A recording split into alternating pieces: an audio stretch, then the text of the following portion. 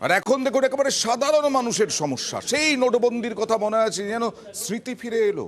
হ্যাঁ, গ্যাসের সঙ্গে আধার কানেকশন করতে হবে, আর তার জন্য 31শে ডিসেম্বর অবধি ডেডলাইন।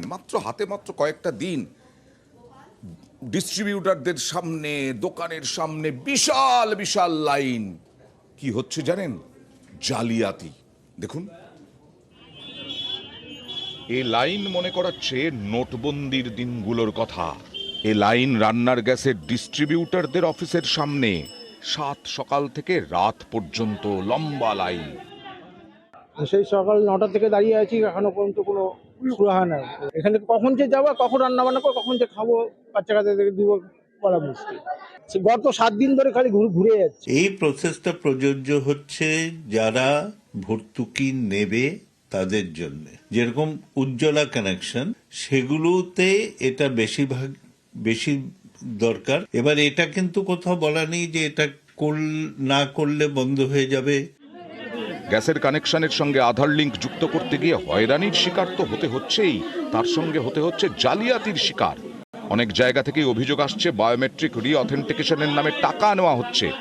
এ অভিযোগ অনেক সময় বিভিন্ন জিনিস জোর করে গ্রাহককে কিনতে বাধ্য করছে গ্যাসের দোকান। না নিলে নাকি বলা হচ্ছে বায়োমেট্রিক রিঅথেন্টিকেশনের কাজ হবে না। পাইপের জন্য 190 টাকা করে নিচ্ছে, আর 236 টাকা নিচ্ছে একটা স্লিপ কাটার জন্য। বায়োমেট্রিক রিঅথেন্টিকেশনের জন্য কোনো চার্জ নেই, কোনো ফি বা কোনো কিছু দেওয়া নেই। দুটো ক্ষেত্রে টাকা নিচ্ছে ডিস্ট্রিবিউটাররা। একটা হচ্ছে সুরক্ষা হোস সেল করার জন্য, সবাইকে নয়, যাদের 5 বছর হয়ে গেছে, যাদের রেকর্ডে পাওয়া যাচ্ছে যে তার 5 বছর হয়নি, তাদেরকে কেউ বলবে না যে কেনার জন্য।